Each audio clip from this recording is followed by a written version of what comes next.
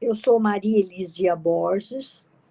Atualmente, eu trabalho no programa de pós-graduação da Faculdade de História, na Universidade Federal de Goiás. Eu moro em Goiânia, mas eu vim para cá, para Goiânia, em 1996. Trabalhei primeiro na Faculdade de Artes Visuais, tive muitos alunos de iniciação científica. Depois, quando abriu o mestrado na Faculdade de Artes Visuais, eu tive os alunos de mestrado, a maioria deles trabalhando com o cemitério. Depois eu me aposentei e fui para a Faculdade de História no programa de pós, e lá eu continuo orientando alunos de História. E o importante é que eu tenho recebido alunos de vários lugares do país, né? De Cuiabá, de Natal, do Maranhão, e isso também do Amapá. Então, essa diversificação de aluno que vem e que se preocupa em pesquisar o cemitério do seu local, isso para mim é muito gratificante, muito bom. Agora, quanto tempo eu já pesquiso isso, né?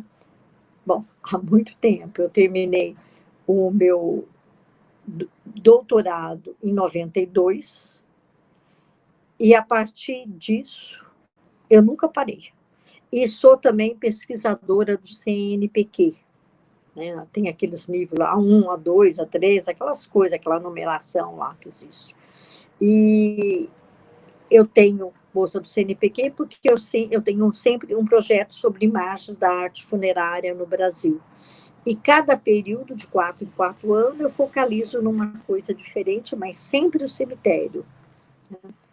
Bom, tem algumas questões que vocês me enviaram, que partindo delas, então, eu vou responder alguma coisa. Por que a morte ou os cemitérios como tema? E quando ocorreu esse encontro ou início de sua pesquisa? Na realidade, foi por um acaso. Eu fiz o meu mestrado em Ribeirão Preto. Antes disso, eu gostaria de me apresentar também academicamente. Eu fiz faculdade de artes visuais, me especializei em história da arte, lecionei na universidade, em Ribeirão Preto, na UNERP, assim que eu me formei, e lá eu comecei a me preocupar em querer fazer mestrado e, em seguida, doutorado. Eu fiz o meu mestrado sobre a pintura na capital do café, que é o período da Primeira República. Nessa pesquisa, eu frequentei o jornal da cidade durante 2 anos, pesquisando nos jornais da época, então, a seção de artes, a seção de alguma coisa que tivesse a ver com a questão cultural e artística. E, coincidentemente, ao mesmo tempo que eu pesquisava pintura, eu também pesquisava escultura, arquitetura. Então, fiquei um bom tempo, né, utilizando esse arquivo e explorando ele no sentido do que é que poderia ser além do meu mestrado. Bom, terminei o meu mestrado, né, queria continuar o doutorado, e eu tinha uma dúvida: se eu investiria na parte da arquitetura de Ribeirão Preto, também nesse período da Primeira República, que eu já tinha muita leitura sobre isso, ou se eu pesquisaria escultura. Como no jornal eu comecei a ver muita propaganda de marmorista, algumas esculturas públicas, eu achei melhor eu começar a pesquisar escultura. Foi assim que eu cheguei no tema da arte funerária no Brasil, né? Bom, nessa pesquisa, eu vi que Ribeirão Preto tinha uma quantidade muito grande de imigrantes, e muitos desses imigrantes eram marmoristas que atendiam Ribeirão Preto e região. O que uma marmoraria fazia na época? Predominantemente túmulo ou altar de igreja. Então, foi onde eu comecei a pesquisar arte funerária. Quer dizer, que foi, vamos dizer, um acaso, né? Poderia ter pesquisado a arquitetura de Ribeirão Preto, né? E foi, então, mediante a essa pesquisa que eu fui me especializando cada vez mais, terminei esse trabalho, que virou um livro, em que eu levantei como é que as marmorarias de Ribeirão Preto, de procedência italiana, faziam seus túmulos em Ribeirão Preto e região no período de 1890 até 1930. Quando eu acabei o doutorado, as pessoas me aconselharam a continuar fazendo isso. Então, eu lembro que, na época, eu já frequentava o Comitê Brasileiro de História da Arte e, em princípio, as pessoas se assustavam muito com essa temática, né? Então, foi muito difícil, aos poucos, eu ir provando para as pessoas a importância dessa produção artística, que é uma produção serial, que muitas vezes não tem o grau de criatividade de uma obra única, mas que ela tem um valor na sociedade, tem um valor na cidade, né? No exato momento que o cemitério é uma grande referência de uma cidade. Então, foi desse jeito que eu fui dando as minhas voltas por aí, né? Depois, quando eu vim para Goiânia, em 1996, eu já trouxe uma bolsa de iniciação científica de 2 alunos que começaram a trabalhar comigo com relação à arte funerária. Aí eu já tinha pesquisado bastante o estado de São Paulo, comecei a pesquisar o estado de Goiás. E eu acho que o que é muito importante a gente frisar, a importância dos cursos de pós-graduação no Brasil, né? Quer dizer que o curso de pós-graduação no Brasil, ele inicia na década de 70. Eu fiz na década de 80, 90, acabei em 90, né? E aí, quando eu chego aqui, em 2000, abre-se o curso de pós-graduação na Faculdade de Artes Visuais, foi onde eu comecei, então, a receber alunos interessados em pesquisar arte funerária. Ao mesmo tempo, os programas de pós-graduação começaram a se expandir no Brasil, e muitos programas de história também pegaram aluno para fazer orientação. E são essas orientações que a gente começou a fazer, eu aqui em Goiânia e outros professores em outros lugares do Brasil, que hoje nós contamos com uma série de mestrandos, de doutorandos, que já pesquisaram o cemitério e estão aí na ativa. Então, para mim, isso é um prazer muito grande, é muito gratificante perceber esse caminhar da história, vamos assim dizer. Outra questão que está colocada aqui para mim. Quais são os maiores referências, autores, ações na sua formação para a temática? Bom, eu sempre tive uma preocupação inicial de trabalhar com monumentos que eu pudesse, vamos dizer, recorrer à história da arte, porque eu sou historiadora da arte. Então, num primeiro momento, tinha o livro de Walter Zanini, tinha o livro da Ana Teresa Fados, historiadores aqui do Brasil. Aí eu comecei também a conheci o livro do Panofsky, que é um grande historiador da arte, que faz um livro muito importante sobre as tumbas da Europa, do interior das igrejas. Então, eu vi que dentro da história da arte também, um outro artigo na Itália, sobre as esculturas funerárias, comecei a ver que estava começando a brotar essas histórias aí no Brasil, aqui na Europa e aqui no Brasil. Então, esses livros de história da arte foram importantes. Livros de história da arquitetura, porque sempre me preocupei muito com o aspecto, vamos dizer, da arquitetura formal do monumento. Aí nós temos aqui dentro da arquitetura um livro muito interessante do James Cook, que ele fez uma série de livros sobre cemitérios da Europa, túmulos da Europa. Ao mesmo tempo, livros de história, né, para me ajudar nesse conceito de morte. Naquela época, usava-se muito o Arrier, usava-se muito o Vuvelli, né, o Fernando Catroga. E aqui no Brasil, já tinha o livro do Clarivaldo Prado Valadares, ele é sociólogo, e que ele fez um levantamento muito grande dos cemitérios brasileiros. Eu costumo dizer que o livro dele é a nossa Bíblia. Então, o que eu percebo é o seguinte: esses são os primeiros que eu tive contato, que fui me familiarizando. Agora, cada artigo que eu faço, dependendo do assunto, eu recorro a outro tipo de bibliografia que tem a ver. Por exemplo, se eu faço alguma coisa, já fiz alguns artigos sobre fotografia no cemitério, tem que recorrer a livros de fotografia. Já fiz sobre paisagens, então tem que recorrer a livros de paisagens. Então, vocês notam que trabalhar no cemitério, teoricamente, é um trabalho interdisciplinar, em que você depende de várias leituras em função daquilo que você quer pesquisar no cemitério, né? Então, isso é muito importante, ter essa abertura para você ter o foco numa área tua, por exemplo, mas, ao mesmo tempo, recorrer a outras áreas para te dar respaldo para fazer um texto.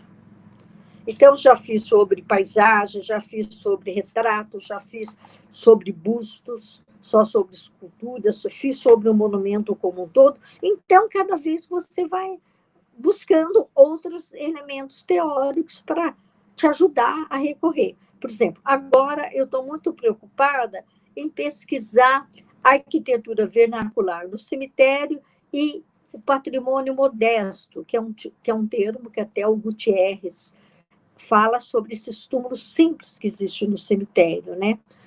E, partindo disso, você tem que ir atrás dessa bibliografia. Que nem, por exemplo, a Elisiane, ela pesquisa muitos cemitérios de Santa Catarina que tem essa característica de ser um patrimônio mais modesto. E eu estou tentando também levantar esses patrimônios modestos à medida que eu vou nos cemitérios conhecer, fotografar, vivenciar, né? Então, isso é muito importante, a gente, com o transcorrer da vida, na tua pesquisa, você caminhando, caminhando. Então, no mundo inteiro tem cemitério, no mundo inteiro tem onde você pesquisar. Só falta você ir lá e pesquisar o cemitério dentro daquele contexto que está lá. Não adianta, por exemplo, eu pesquisei muito marmorista em Ribeirão Preto que trabalhavam com mármore de Carrara. Aqui em Goiânia não tem isso. Então, aqui eu tenho que procurar outras coisas. Aqui eu tenho que procurar os ciscadores de pedra, que é um outro tipo de trabalho que existe e que predomina aqui em Goiás. Então, para cada lugar que você vai, você tem que fazer adaptações na sua pesquisa em função daquilo que o cemitério te mostra, vamos assim dizer. Outra questão. Qual a importância dos estudos sobre a morte, cemitérios, para a compreensão da sociedade e das culturas humanas? Bom, hoje, mais do que nunca, né, com o Covid-19, está todo mundo falando de cemitério, de morte, cemitério, porque, no fundo, hoje a situação é dramática. Você enterra teu parente sem, na realidade, ter o ritual. E o ritual é necessário, é importante para você elaborar a dor, a perda do ente querido. Então, isso é um problema muito sério que está acontecendo hoje, que isso vai refletir na nossa vida por um bom tempo, né? E com os familiares, então, muito mais, né? Porque isso desde que o homem é homem, ele tem necessidade do ritual fúnebre, assim como de outros rituais, né? E isso é um problema muito sério que nós estamos enfrentando e que vamos enfrentar por um bom tempo. Então, a gente vê que o cemitério é um lugar importantíssimo, é um lugar de memória. Você vai lá no cemitério, você descobre aquelas pessoas que viveram na cidade, que contribuíram para a história da cidade, que estão lá enterrados. E os teus parentes estão lá também.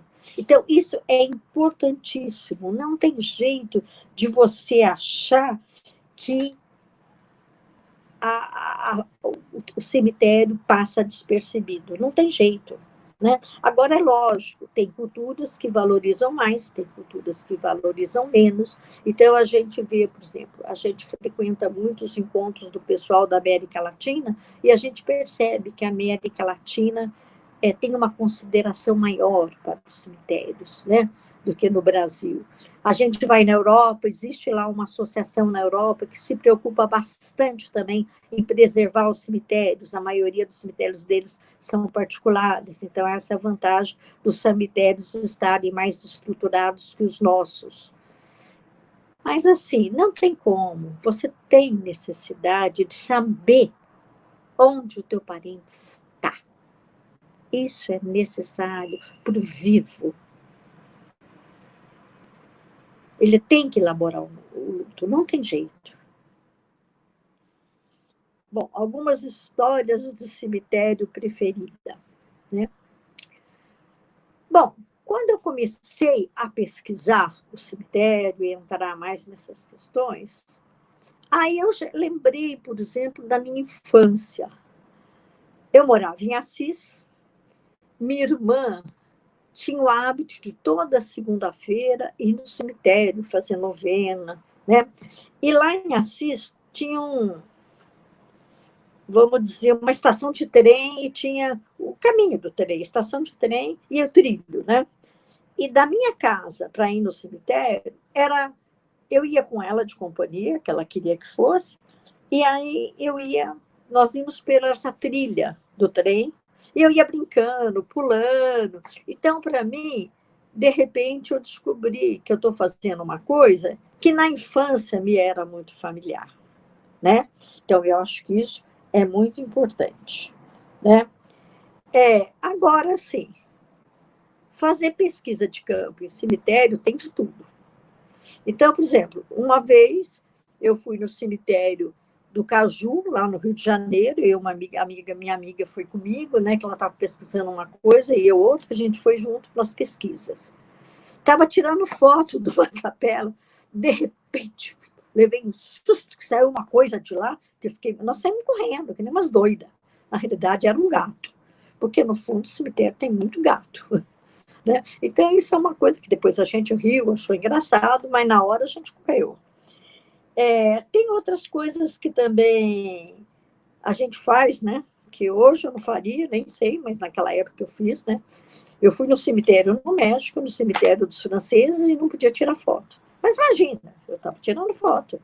Aí o guarda veio, quis pegar minha máquina, eu fiz a maior confusão, falei que não. Aí a minha amiga estava comigo, estava conversando com ele. Aí eu corria que nem uma doida, tirando foto ali, lá escondido dele. Consegui tirar alguma coisa, não muito. Quer dizer que essas coisas tudo você faz, né? Você faz. Que você se apaixona por aquilo lá, ir no campo, eu acho que é muito interessante, né? E conversar com as pessoas que se encontram no cemitério também é muito interessante. As pessoas, bom, qual é o meu cemitério, para finalizar, qual é o seu cemitério preferido? Não, eu tenho vários preferidos. Eu conheci muitos e tenho vários preferidos. O que eu gosto mais são aqueles cemitérios que são, na realidade, preservados, né? Independente dele ter, por exemplo, a Consolação tem períodos que é mais preservado, tem períodos que é menos conservado, que é em função da política do município, né?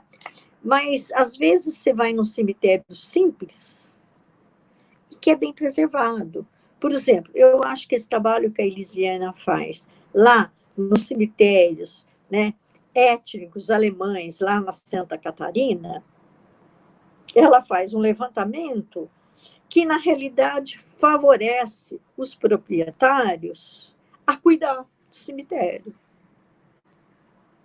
Né? Quer dizer que é sempre assim, se você, pesquisadora, vai lá, mostra o serviço, vamos assim dizer, a importância dele, automaticamente as pessoas passam a se preocupar, passam a querer fazer um tombamento de um túmulo ou outro, e aí é lógico que isso vai melhorando a estrutura do cemitério, né?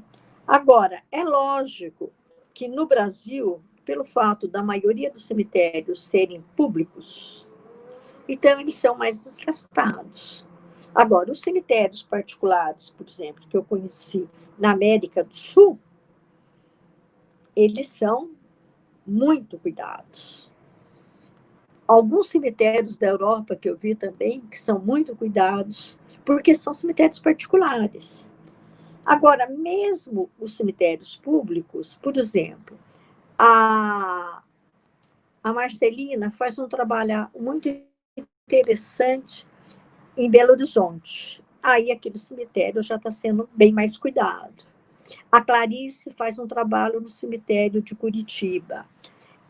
Em Bagé, tem a Clarice, que faz um trabalho interessante de guia noturno do cemitério. Então, Porto Alegre também. Então, essas atividades que as pessoas fazem no cemitério estimula, vamos dizer, os administradores a cuidar do cemitério, que a Cibele também fez isso em Salvador. Então, eu acho que são essas ações que as pessoas fazem que estimula os administradores a cuidar do cemitério. E esses cemitérios preservados, de fato, são um encanto. Né? Acho que o cemitério mais preservado que eu já conheci na minha vida foi o cemitério de Barcelona, que é muito cuidado, tem um tipo de codificação para você entender sobre os túmulos, sobre as pessoas, tem lá é muito interessante. Acho que no Rio de Janeiro também eles estão começando a fazer uma catalogação muito interessante, né? Porto Alegre já tem. Então, eu acho que é assim, é o trabalho dessas pessoas, que a maioria, inclusive por coincidência, são da BEC, que elas fazem esse tipo de ação e que isso daí melhora. Por exemplo, a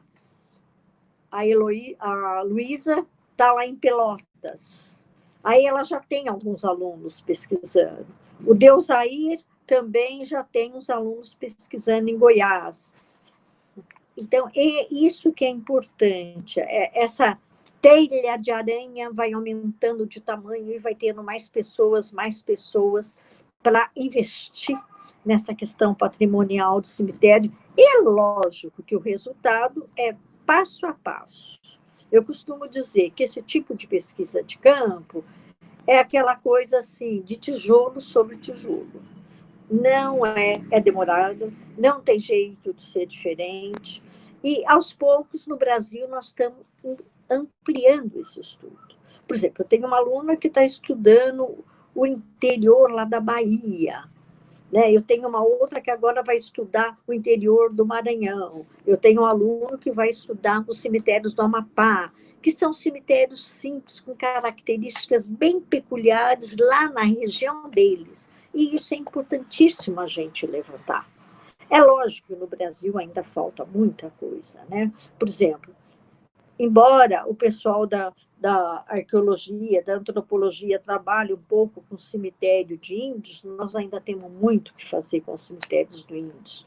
O cemitério dos escravos, que tem algumas fazendas, que praticamente, alguns nem existem mais, esses cemitérios, mas alguns resquícios ainda existem, mas nós precisamos de muitos pesquisadores, ampliar esse número de pesquisadores para poder pesquisar.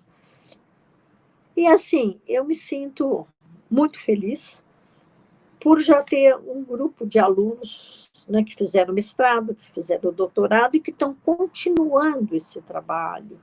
Né? Isso me gratifica muito. Né? Agora, nós temos a Maristela, que continua pesquisando lá no Mato Grosso, né? A Alcineia sempre está trabalhando também lá em Natal. Então, esses alunos que eu fico muito feliz de ver o quanto que eles também são apaixonados na pesquisa do cemitério. Bom, eu quero agradecer, desejar o meu muito obrigado pela BEC, por ter me chamado para essa apresentação. Não sei se ficou muito a contento, poderia falar muito mais coisas, mas eu quero que vocês continuem fazendo esse projeto, chamando os outros pesquisadores para eles falarem da experiência deles, né?